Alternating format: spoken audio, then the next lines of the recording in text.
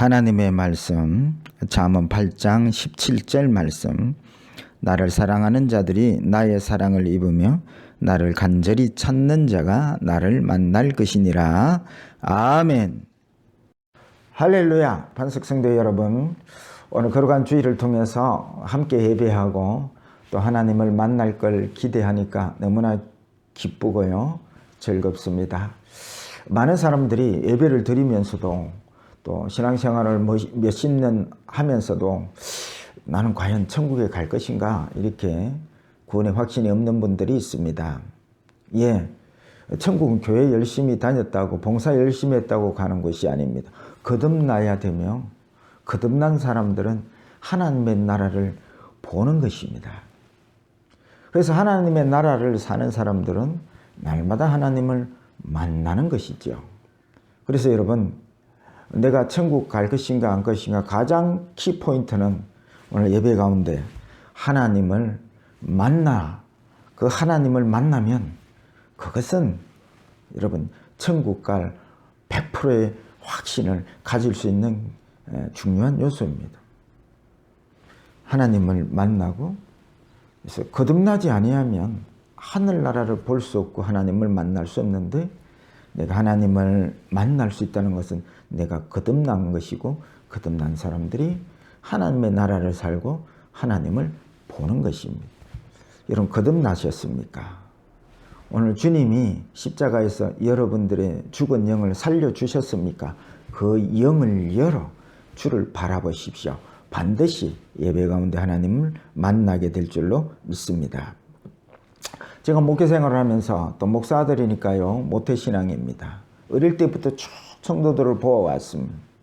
근데 교회를 오래 다녔는데도 권사가 되고 장로가 되고 심지어 목사님이 되셨는데도 근본적으로 변하지 않는 분들이 참으로 많았습니다. 그것은 그 사람이 변하려고 애쓰고 노력하지 아니한 것이 아니더라고요. 누구보다도 그들이 변하려고, 말씀대로 살아보려고 애쓰는 모습들을 저는 너무나 많이 보았습니다. 그런데 근본적으로 변화되지를 않더라고요. 그것은 바로 그 신앙의 삶에 하나님을 만나는 삶을 살고 있지 않기 때문이라는 것을 저는 발견하게 되었습니다. 여러분, 우리가 여러 해 동안 신앙생활을 해오는데 나는 정말 주님을 만나는 삶을 살고 있습니까? 아니, 목사님, 저는 매일 큐티도 하고 성경도 읽고 주일 출석 잘하고 또 봉사도 하고 이렇게 다 하는데요, 그러면 나는 주님을 만나고 있는 것이 아닙니까? 그렇게 하시는 분들, 여러분 한번 체크해 보시기를 바랍니다. 신앙생활 나름대로 열심히 하고 있는데 내 삶에서 여전히 남을 시기하고 비교하고 미워하고 먹을 거 입을 거 걱정하고 장래를 걱정하고 또 자기 자랑을 일삼고 이런 삶을 살고 있다면 그 신앙의 삶은 하나님을 실제로 지금 만나는 삶을 살고 있지 아니하다고 보는 것이 맞을 것입니다. 하나님을 만난 사람들은 겸손하게 되어 있습니다. 또 장래를 걱정하지 않고 그 하나님을 만났기에 항상 기뻐하고 범사에 감사하는 삶이 넘치게 되어 있습니다. 그래서 믿지 않는 자를 보면 상한 심령이 되어 중보기도 하고, 그래서 저들을 하나님 앞으로 인도하려고 늘 전도의 삶을 살게 되어 있는 것입니다. 하나님께서 우리에게 믿음을 주신 이유는 우리가 원한 것을 얻어내려고 믿음을 주시는 것이 아니라 그 믿음으로 날마다 살아계시는 하나님을 만나고 보고, 믿음의 눈을 열어서 보고 그렇게 살으라고 믿음을 주신 것입니다. 하나님을 만나면 인생이 바뀌고 세상이 바뀌게 되어 있습니다.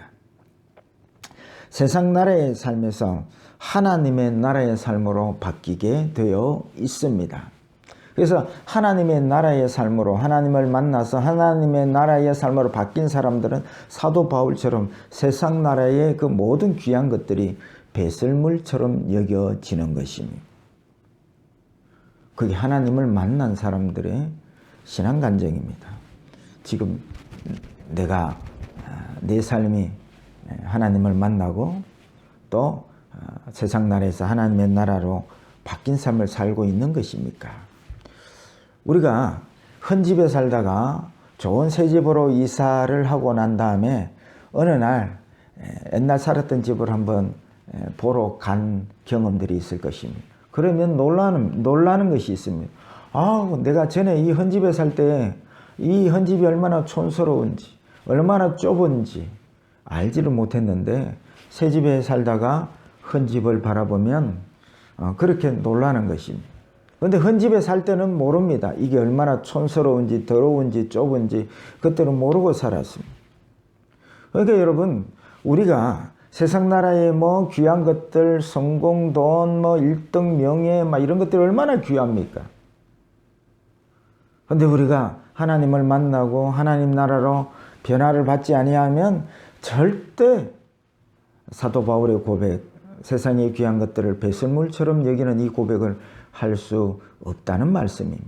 그렇다면 결론적으로 나는 지금 하나님을 만나고 변화를 받아서 하나님의 나라의 삶을 지금 살고 있지 않다는 결론을 우리가 내릴 수 있는 것입니다.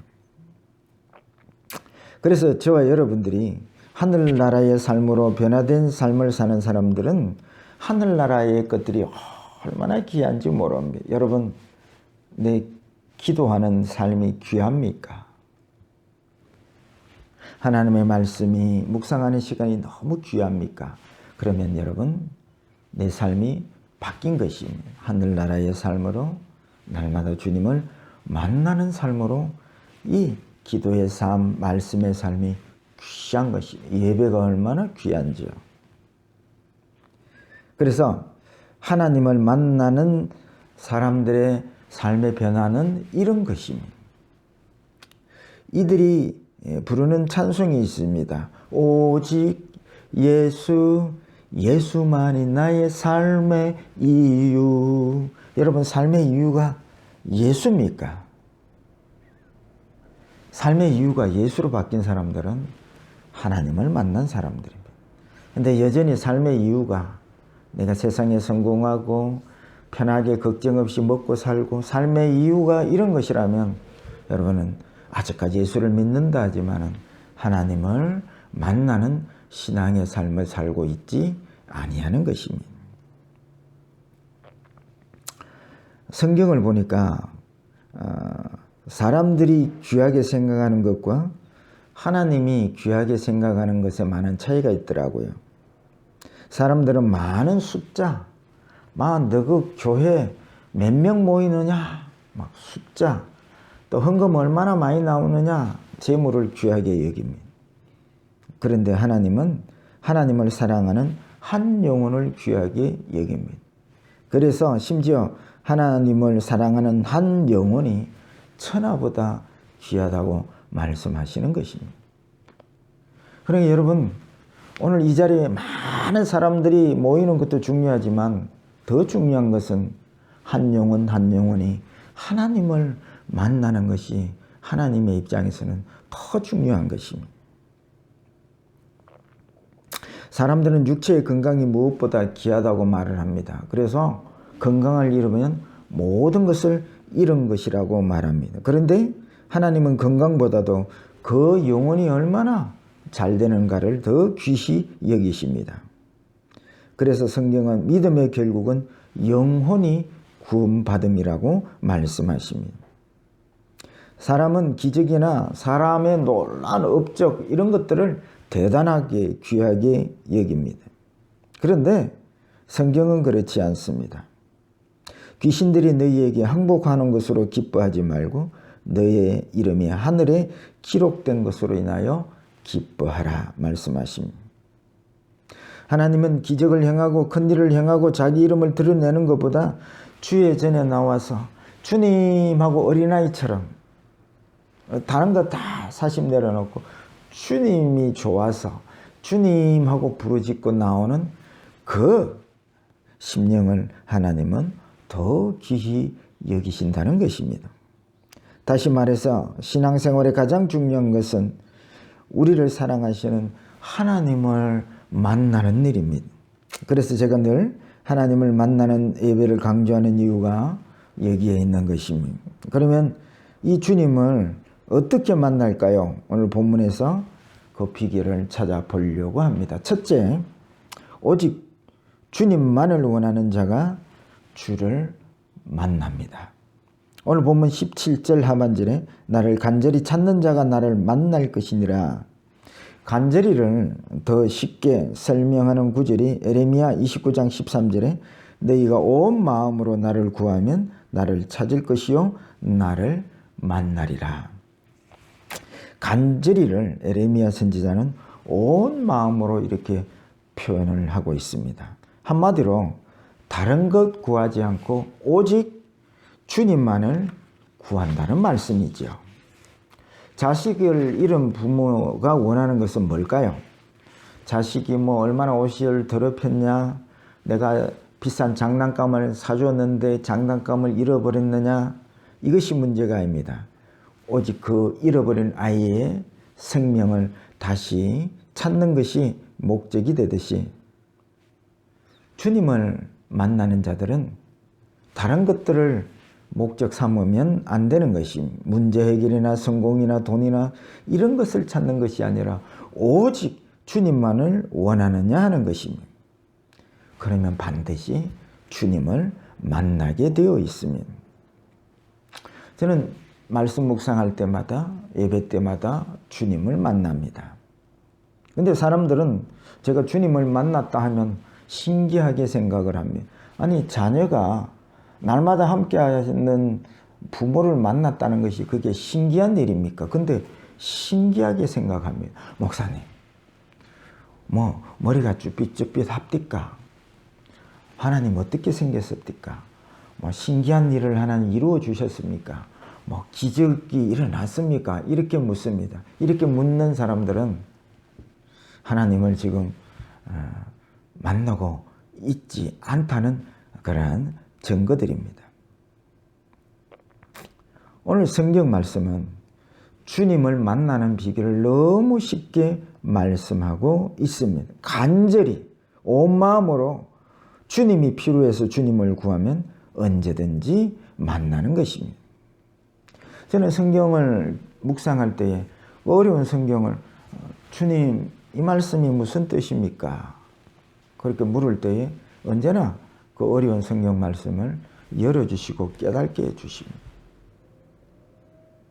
내가 원하는 게 지금 다른 게 아니거든. 부자나 성공이나 1등이나 이런 게 아니라 하나님의 뜻인 진리의 말씀을 더 알기를 원할 때에 언제나 열어주시고 깨닫게 하시는 하나님을 만납니다. 그리고 삶 속에 정말 내가 오늘 새벽에도 욥기서를 묵상을 같이 했는데요. 욥이 욥기서 30장에 보면 잘 나갈 때는 늘 자기를 존경하고 또 자기 한마디에 사람들이 입을 닫고 그 명령을 따르는 사람들이 이제 완전히 망하고 상거지가 되고 막 사람들 볼 때 형편없는 그 욥을 향하여 젊은이들이 비난할 때에 견디지 못하는 욥을 만납니다. 아니 저것들 아비가 누구냐? 저것들 아비들은 내가 옛날에 다스렸던 그런 종들 틈에 끼지도 못할 그런 자식들인데, 아비를 둔 자식들인데 저것들이 나를 비난한다고 얼마나 열을 내는지 모릅니다. 하나님께서는 겉으로는 욥이 너무나 신앙생활 잘하는 바른 생활신앙의 모델입니다. 그런데 하나님께서는 욥기서를 통해서 욥의 그 중심을 속을 드러내시며 이게 욥이다.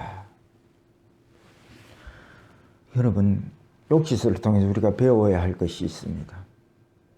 사람은 그 근본은 자기를 높이고 자기 얼을 붙들고 자기 자랑을 삼고 하나님을 사랑할 수도 없고 하나님께 영광을 올려드릴 수 없는 그런 근본적인 문제를 재중에 태어나는 인생임을 깨달았을 때에, 말씀을 묵상할 때에, 하나님 앞에 나를 세우고 말씀 앞에 나를 세울 때, 여러분 사람 앞에서 세우면 욥은 의인입니다. 바른 생활을 하는, 신앙하는 사람입니다. 그런데 이 욥이 말씀 앞에, 하나님 앞에 딱 서니까 이 근본적으로 얼마나 교만하고 하나님을 위하는 것이 아니라 결국은 자기를 원하는 벌레만도 못하는 죄인임을 하나님은 드러내시는 것이 욥기서입니다. 그래서 이 자기 자신이 죄인임을 깨달은 사람들이 원하는 것은 다른 것이 아닌 오직 예수, 오직 예수의 생명을 구하게 되는 것입니다. 그래서 마태복음 7장에 구하라 그리하면 주실 것이요. 뭘 구하는 사람입니까? 내가 죄인임을 깨닫고 이 죄인의 삶에서 어찌할 수 없어서 주여 내가 죽고 내 안에 예수가 필요합니다. 예수를 구하는 자, 그것이 바로 오늘 본문에 간절히 또 온 마음을 다하여 주님을 구하고 찾는 자는 만나게 될 것이라는 말씀이지요. 그래서 여러분, 주님을 못 만나는 이유는 온 마음으로 한 마음으로 주님을 구하는 것이 아니라 1등도 구하고 성공도 구하고 걱정 없이 사는 삶도 구하고 이런 것들로 주님을 만나려고 오기 때문에 그런 것입니다. 그래서 여러분, 저는 언제든지 경험합니다. 오늘 예배 가운데 나를 만나러 오신 그 주님을, 오직 주님을, 나를 사랑하시는 주님을, 나를 불러주신 그 주님을 만나기를 원합니다 할 때 언제든지 예배 가운데, 말씀 묵상 가운데 만나주시는 하나님을 저는 간증합니다. 이게 하나님을 만나는 비결입니다. 그런데 신기하게도 나는 주님만을 구했는데 그 주님을 만나고 날 때에 모든 세상 문제도 해결되는 것을 경험하게 됩니다.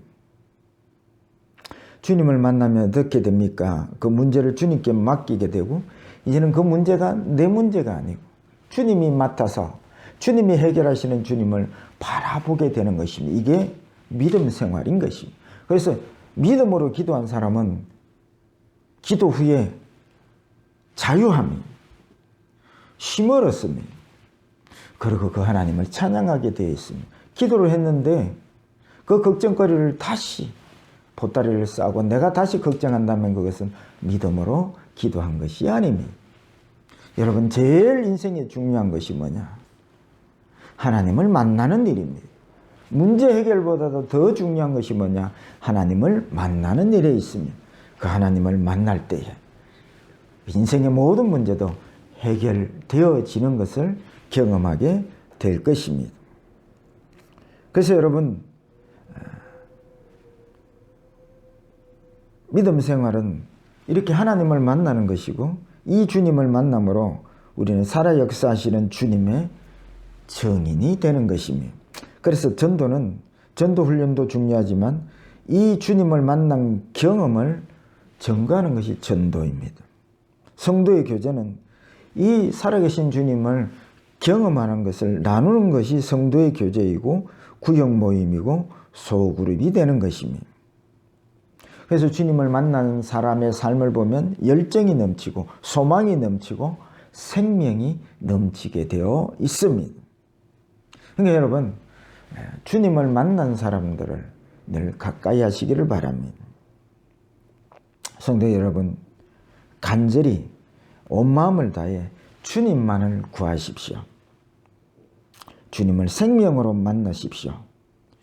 반드시 주님을 만나게 되고 살 길이 열리고 기쁨이 충만한 삶으로 변화받을 줄 믿으시기를 축복합니다.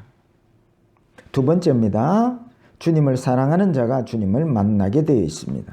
오늘 본문에 보면 17절, 나를 사랑하는 자들이 나의 사랑을 입으며 말씀합니다. 여기에 사랑을 입으며 라는 것은 주님의 사랑의 관계에서 점점점 사랑의 관계가 깊어짐을 말씀하고 있습니다. 여러분, 주님을 사랑하십니까? 아니, 만나야 사랑하든지 말든지 하죠. 사실 하나님과 우리의 사이의 사랑은 거의 일방적인 사랑입니다. 우리가 주님을 사랑하는 것이 아니라 주님이 우리를 먼저 사랑하십니다. 요한 1서 4장 10절, 사랑은 여기에 있으니 우리가 하나님을 사랑하는 것이 아니요 오직 하나님이 우리를 사랑하사 우리 죄를 위하여 화목제로 그 아들을 보내셨습니다. 하나님은 아무 우리 조건을 보지 않고 순수하게 우리를 사랑해 주십니다. 그런데 우리 사랑은 다릅니다. 조건을 많이 내겁니다. 하나님이 내 필요와 요구를 들어주셔야만 사랑합니다 고백을 합니다. 그리고 하나님 내 원하는 걸 들어주시지 않으면 사랑한다 말하지 않습니다. 이스라엘이 기대했던 거란 메시아도 마찬가지였습니다. 지긋지긋한 가난으로부터 해방시켜 주시고 로마의 압자에서 해결해 주시고 질병과 고통으로부터 풀려나게 하시는 그 메시아, 이런 메시아를 기다렸기에 우리의 죄를 대속해 주시려고 하신 그 진짜 메시아이신 예수님을 외면하고 그들은 예수를 십자가에 못 박았던 것입니다. 누가 십자가의 원수로 행할까요? 이방인들이요? 아니요. 정말 사심을 가지고 주님을 순수하게 사랑으로 나오지 않고 조건 걸고 사랑하는 그 사랑의 사람들이 자기 조건들을 채워주지 아니할 때에 주님을 메시아라 하지 않고 십자가에 못 박으라고 십자가의 원수로 행하였던 것입니다. 주님은 우리 사랑에 목말라 있는데요. 우리는 조건부 사랑을 하는 이것이 주님을 만나지 못하는 두 번째 이유가 되는 것입니다. 우리의 사랑도 순수해질 필요가 있습니다.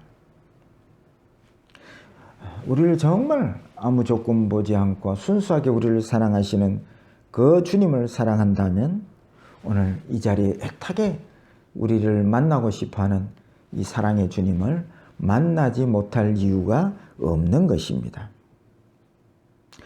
주님이 안 만나 주시는 것이 아니라 내가 너무 세상을 원하고 이기적인 사랑으로 주님을 만나려고 하기 때문에 그런 것입니다. 주님을 순수하게 만나는 사람들이 이런 찬양을 합니다.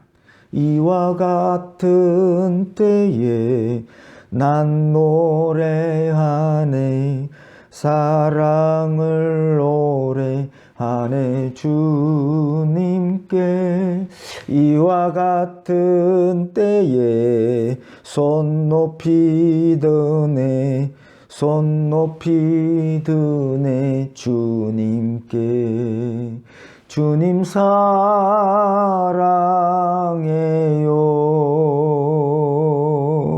사랑해요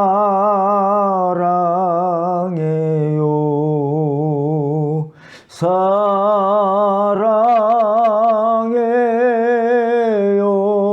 주님 사랑해요.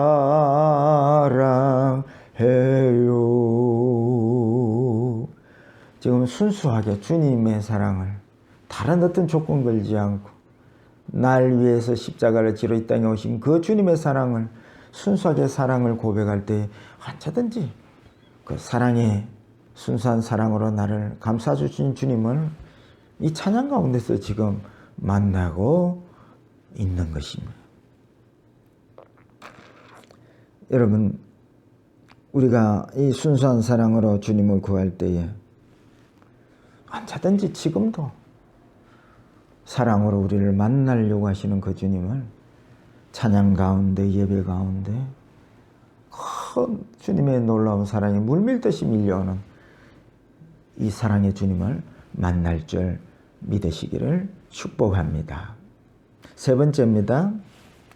주님의 위로가 필요한 자가 주님을 만납니다. 여러분, 위로라고 하니까 사업하다가 망하고 인생이 실패하고 사람들로부터 무시당하고 그렇게 힘든 가운데 위로하고 만나는 뜻이 아닙니다. 하나님의 위로라는 것은 그런 인생살이를 살다 힘들어서 받는 위로가 아니라 이 복음을 전하다가 찢기고 상한 심령에 주님께서 찾아오셔서 위로하시고 만나 주신다는 뜻의 의미가 있는 것입니다. 사도 바울도 복음을 전하다가 수없는 굶주림과 매맞음과 헐벗음과 수욕을 당했습니다. 그런 가운데 그 상하고 찢긴 심령에 주님이 찾아와 위로하시고 싸매주시고 만나주심을 고백을 합니다. 고린도후서 7장 4절에 나는 너희를 향하여 담대한 것도 많고 너희를 위하여 자랑하는 것도 많으니 내가 우리의 모든 환난 가운데서도 위로가 가득하고 기쁨이 넘 핍박 가운데 복음을 전하다가 핍박 가운데 상하고 지치고 지킨 가운데 위로하러 오신 주님 만남을 간증하고 있습니다. 우리가 주님을 만나면 날 사랑하는 가운데 찢기고 상한 주님을 만나게 됩니다. 주님이 나 사랑하시려고 저렇게 찢기시고 상하셨구나. 이 주님을 만난 사람들은 그대로 끝날 수가 없습니다.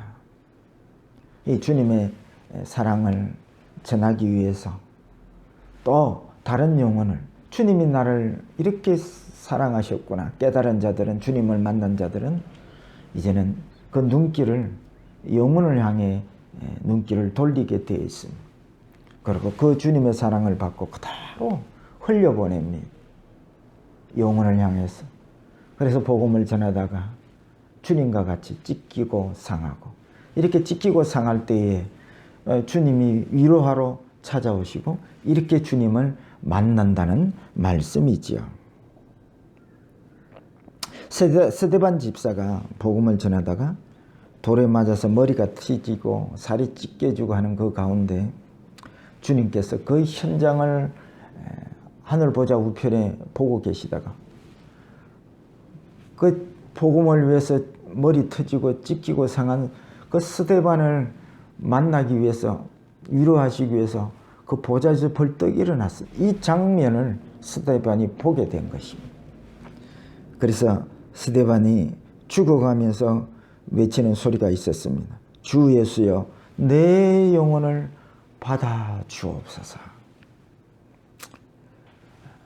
주님의 복음을 전하다가 돌에 맞아 찢기고 깨어진 그 스데반은 영광 중에 그 스데반을 위로하시고 만나주시는 그 장면을 우리는 사도행전을 통해서 보게 되는 것입니다. 이렇게 찢기고 상한 마음에 위로해 주시는 그 하나님을 찬양하는 찬양이 있습니다. 지치고 상한 나의 영혼을 주여 받아주소서. 내가 주께로 지금 가오니 버림받고 깨진 나의 마음을 주여 받아주소서. 내가 주께로 지금 갑니다. 험한 세상에 나 혼자 있게 마시고 오 주여 나를 인도하소서. 거친 비바람 불어올 때 나를 보호하시고 오 주여 나를 인도하소서.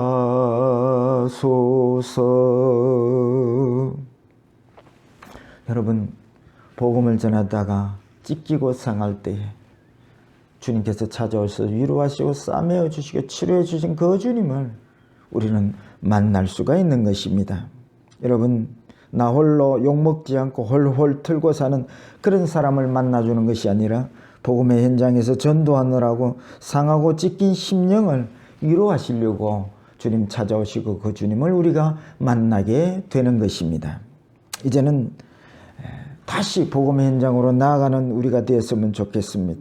그 복음의 현장에서 한 영혼을 살리려고 나를 살리셨던 그 주님의 사랑을 그대로 본받아서 그 영혼을 사랑하고 사랑한 가운데 찢기고 상할 때에 우리를 위로하시고 싸매 주시는 그 주님을 만나는 우리의 신앙이 되기를 축복합니다. 말씀을 맺고자 합니다.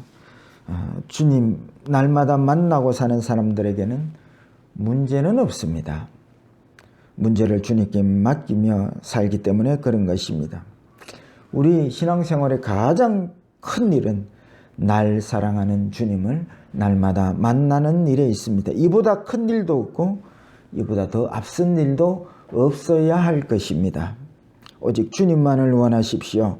순수한 사랑으로 주님만을 바라보십시오. 놓아버린 복음의 현장으로 다시 여러분 달려가시기를 바랍니다. 그래서 날마다 살아계신 주님을 생생하게 만나는, 그래서 살아있는 신앙, 주님 때문에 항상 기뻐하고 감사할 수 있는 살만나는 신앙생활이 다 되시기를 주의 이름으로 축복합니다.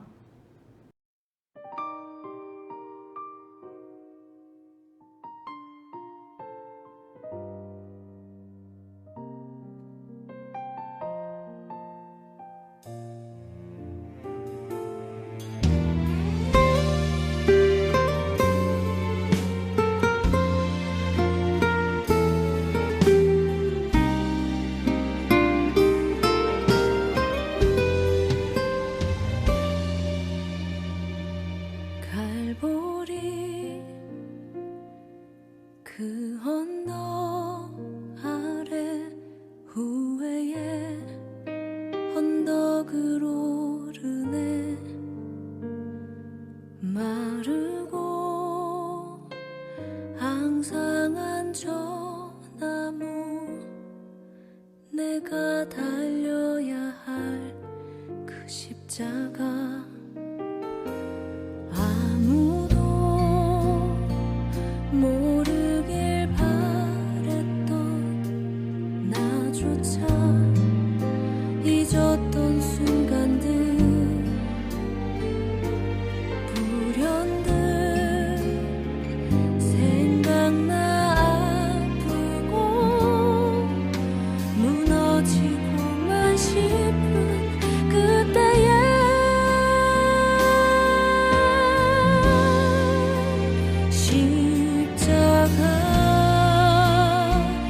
달리신 주 앞에, 날 위해 죽으신 주님 앞에,